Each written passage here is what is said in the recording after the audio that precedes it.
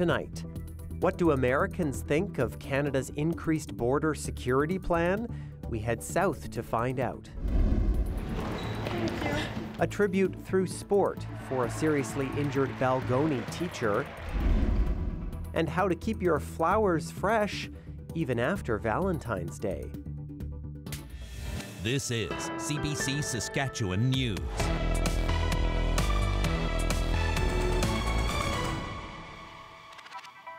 It is Friday, February 14th, and the CBC Saskatchewan News starts right now.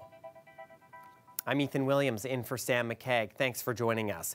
Looming tariffs are causing stress across the country, and the federal government is banking on a beefed-up border security plan to appease U.S. President Donald Trump. So what do Americans south of the border think of these new measures? Helena Mahalik tells us more. Law enforcement in Saskatchewan's southern neighbor, North Dakota, say they're happy with Canada's increased border security. They hope it will stop any drugs from flowing between the two countries. CBC visited Minot, a city of almost 50,000 people about an hour's drive south of the border. The captain of Minot's police department says drugs are an issue in the community, some of which could be coming from Canada. So it would be naive of us to think that some of it doesn't come from Canada. As far as what that number is, it's difficult for us to ascertain as far as local municipality here in Minot. But we also know that some does come from Mexico as well, because there's that cartel gang nexus as well, and sometimes that is easier to track as far as the product goes. A tariff dispute between the U.S. and Canada began with Donald Trump's claims that illegal drugs and guns are flowing into the U.S. from Canada. Reports show less than 1% of the fentanyl trafficked into the U.S. actually comes from Canada. Still, Canada agreed to enact a $1.3 billion border security plan, including 24/7 border surveillance with helicopters and drones and a Canada-U.S. joint strike force. Kevin Perdue works with people in active addiction at the Minot Recovery Community Organization. More than half of overdose deaths in Minot are fentanyl related. I know people that can find fentanyl easier than they can find a bag of weed, which is crazy. You know, with us being such a small town, you know, I never thought we would get to a place where, you know, you have to worry about smoking weed because there might be fentanyl in it. Perdue says border security won't stop people from using, but he believes it will make it harder for people to find drugs. It can't hurt, you know, every little bit helps. You know, that's not to say that there isn't, for every one person they bust, that 10 people get through. You know, like I know wholeheartedly that, you know, addicts are very resourceful people. You know, when it comes to getting stuff, smuggling stuff. Nearly 10,000 kilograms of fentanyl were seized at U.S. borders last year, according to the country's Border Protection Agency. But of that, only about 20 kilograms were seized at the northern border. Helena Mahalik, CBC News, Saskatoon. The Buy Canadian response to the Trump tariff threats continues, and for people having trouble determining whether products are Canadian or not, there's help on the internet. Vanessa Lee reports. With the threat of tariffs looming, Canadians are doubling down on buying local. We see this one is very Canadian. These Montrealers have created an app to make it easier for shoppers to identify Canadian products. We saw on social media a lot of different lists of products being shared.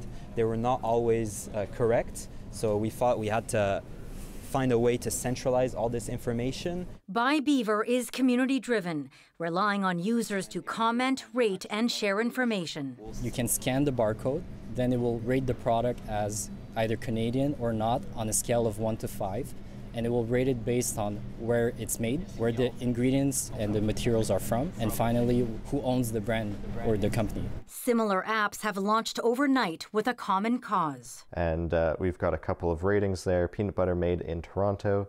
The Shop Canadian app already has more than 100,000 downloads. This was about a week ago, and we were in our kitchen, and I was trying to figure out if what I was eating was Canadian. And I had to jump through several hoops to try and figure out what I was eating. And eventually I came up with the idea. It also leans on crowdsourcing. Half of the 100,000 products in its database have been reviewed. But it's cool to see that we're making a difference. I mean, in our wildest dreams, we were hoping to keep a couple $100s in Canada. With the traction we've gained and the people using our app, we're able to do a little bit more. The Buy Canadian sentiment is having an impact on bottom lines. Family-owned Chapman's Ice Cream says it has seen a bump in sales. I would say, yeah, maybe 10%. So yeah, very significant, especially for January, which is typically the lowest sales month of the year. The creators of the apps know they're not perfect and say they're working around the clock to ensure the information is accurate. A labor of love for their country. Vanessa Lee, CBC News, Montreal. Canada's maple leaf flag is celebrating 60 years tomorrow, and the holiday is gaining more attention than usual this year amid Donald Trump's threats of tariffs and annexation. All 5 of Canada's living prime ministers released a letter Tuesday urging Canadians to fly their flags with pride. Saskatoon's flag shop has been bustling all week with patriotic Canadians purchasing flags. One customer says he made sure the flag was made in Canada, and he plans on only supporting local from now on. Because we're a sovereign nation, and nobody is ever going to take us over, particularly that fellow. And I've never seen Canadians so upset about something in my entire life, and I'm not a young guy anymore. And I'm really charged up about it, and being a Canadian is the best thing in the world. Canadians in general have heard the call and want to show their pride in Canada, want to show that we are true Canadians, and we plan to stay that way.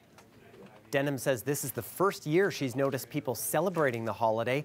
The store had more sales on Wednesday alone than it usually has in 1 week. People in a southeastern Saskatchewan First Nation are hoping a traditional dance will make its way back into Indigenous communities.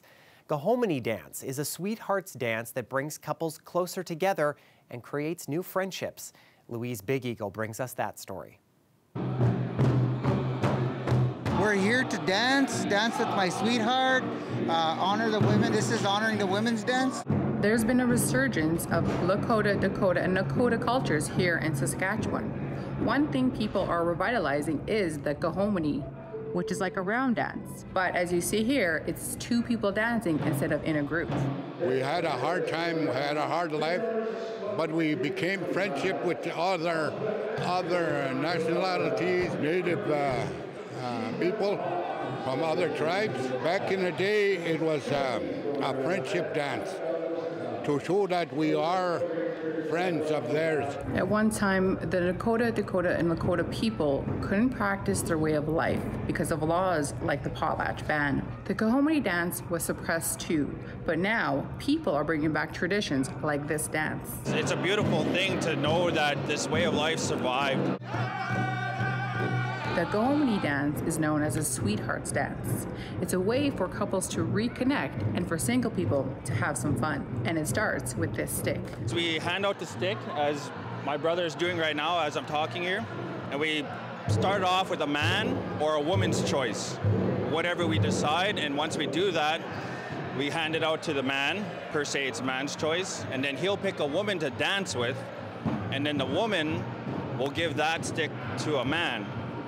And then it'll keep going back and forth like that. Since partners are swapped, it creates friendships and helps those dealing with jealousy. It teaches a lot, because even our little girls, they're like, oh, look, Dad's dancing with someone. And it's like, yeah, that's okay. You know, like, so it's, yes, it really does good. Yeah, learning a lot. For myself, it's just the whole vibe of our people together, and I have an illness, which just takes it away. I don't feel anything like when I'm here, so I just, the love of dancing and singing. These types of ceremonies are, you know, builds identity, instills pride in our children and our families. Our girls, our family is very proud of who we are, and these are safe spaces, and we don't worry about our children. Don't be shy of a Gahominy. That's all I gotta say. A lot of people, what is a Gahominy? Is it scary? What do you do? Do you have to bring this? Do you have to dress a certain way? I just say show up. Just show up and have fun. Huge crowds have filled the streets of Philadelphia to celebrate their Super Bowl winning team. The Eagles defeated the Kansas City Chiefs in the championship game last Sunday. Players waved from buses, and some members of the team even walked parts of the parade route. There was a heavy police presence, and dump trucks and heavy equipment blocked many side streets to ensure the event went off safely. We have a product recall to tell you about tonight. Igloo is recalling 47,000 coolers. The issue is with the handles. There are reports of fingertip injuries and even some amputations. At least 12 people in the U.S. have been injured. That includes bone fractures as well. So far, there have been no reports of injuries here in Canada. The company is telling people to stop using the coolers and apply for a free replacement of the tow handle. Well, another crisp winter day across the province, but some of us we're actually dealing with a little bit more cloud cover this time around and some snow too. Believe it or not, we are headed for even colder weather this holiday weekend. Riley Lachuk has the details in his forecast. When we come back, stay with us.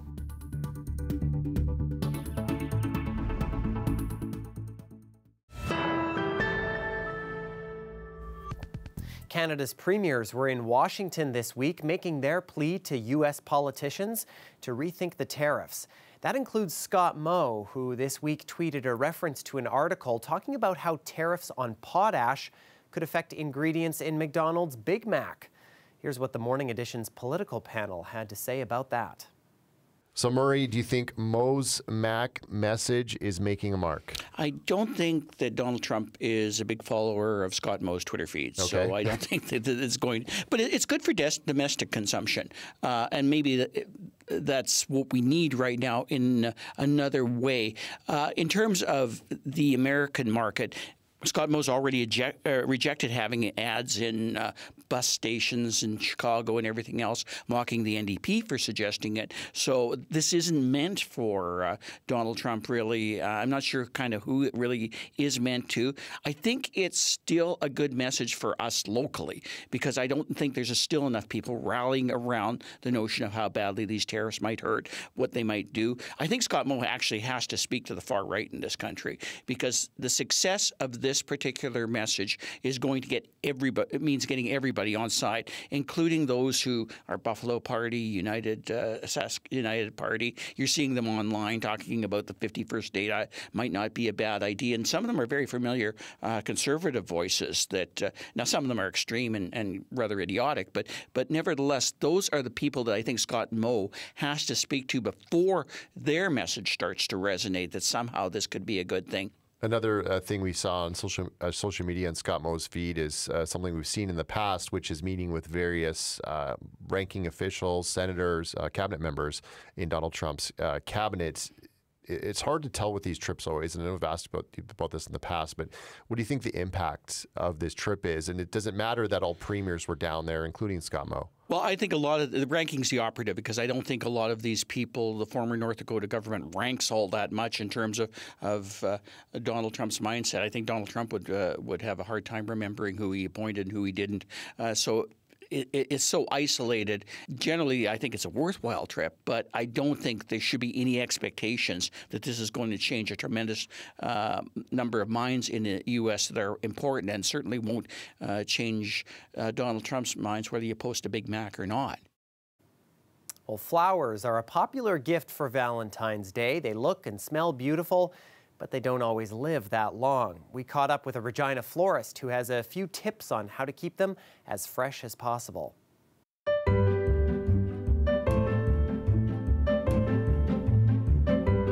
If you receive flowers or bring flowers home for yourself, it's very important to give them a good cut on an angle before you put them into your vase of fresh, clean water. If you don't receive the flower food with your flowers, try and avoid putting sugar in your water or 7-Up, because this will create a bacteria. Best is always fresh, clean water. Make sure that there isn't any dead foliage. Always make sure you take that off to prevent bacteria in the water. Also, it's good not to let the leaves sit in the water as well. That way, you will again prevent the bacteria. Try and avoid putting your arrangements near the heat register or a sunny window. This will also improve their longevity. The ideal environment for an arrangement is usually a cool place that doesn't get an awful lot of sunlight. Because don't forget, these are not plants. These are cut flowers, and that makes a difference. I think flowers are a great gift for Valentine's Day. And the most popular flower, of course, is the red rose. A lot of times the roses will come with guard petals. They might look a little brownish or a little ratty, but this is totally normal. Just take those off. They're only on there to protect the rose. You can take the leaves off, the majority of them off. And also you may find that they have thorns on them. The thorns as well, you can just snip the thorn, but not to damage the stem. Cut it at an angle, making sure that the stem has plenty of room for the rose to drink. Every couple of days, especially with cut flowers, you take them out of the vase, clean your vase, recut your flowers, and put them in fresh, clean water again. And that is how you take care of your fresh cut flowers.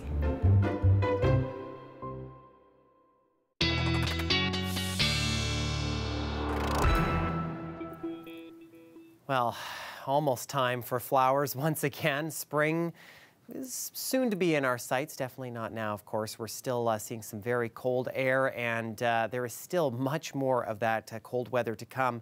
Riley Lachuk has a look now at what's to come for our holiday weekend. Hi, Riley.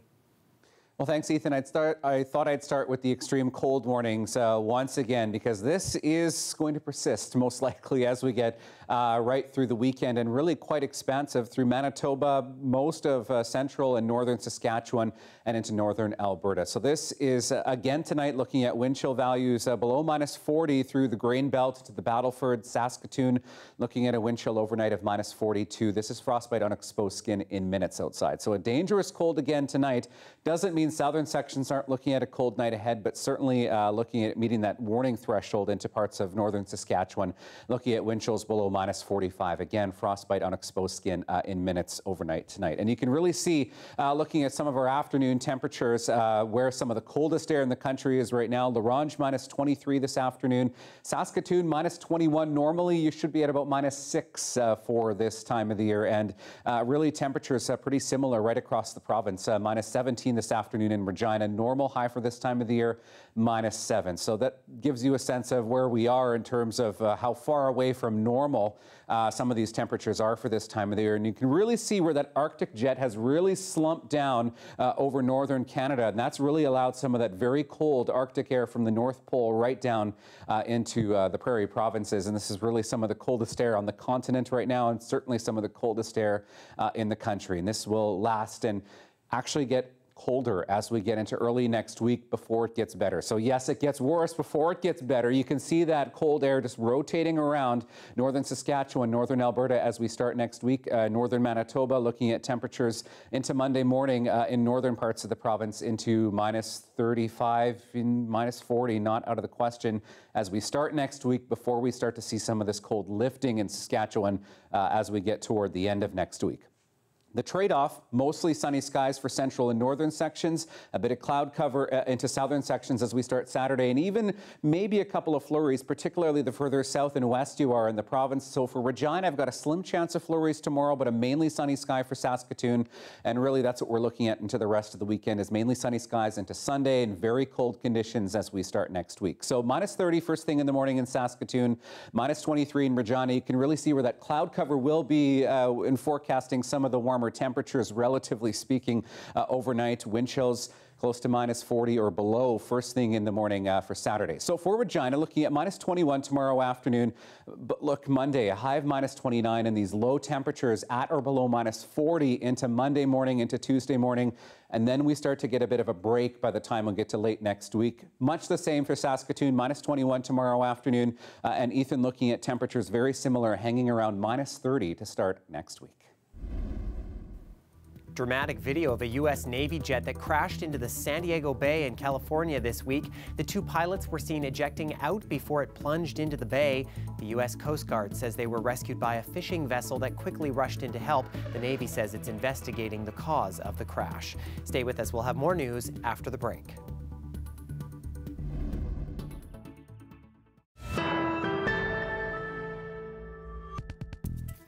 It was a sea of white shirts Friday at Greenall High School, just east of Regina. Students and teachers gathered to pay tribute to Kelly Kruppi. He's the teacher and basketball coach we told you about earlier this week, who was left paralyzed after a freak accident last month.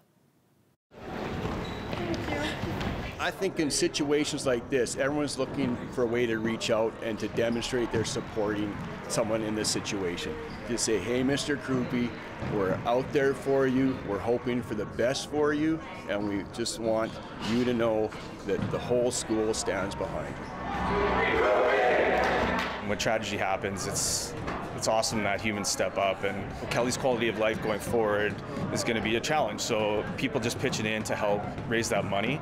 And today, this event is just another piece of that puzzle to try to raise some more money and awareness for the family and show support.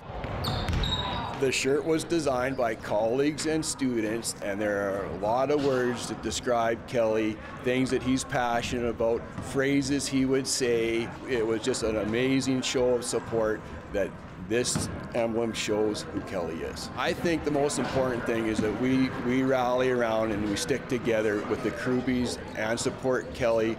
There are so many people who love them and want to support them.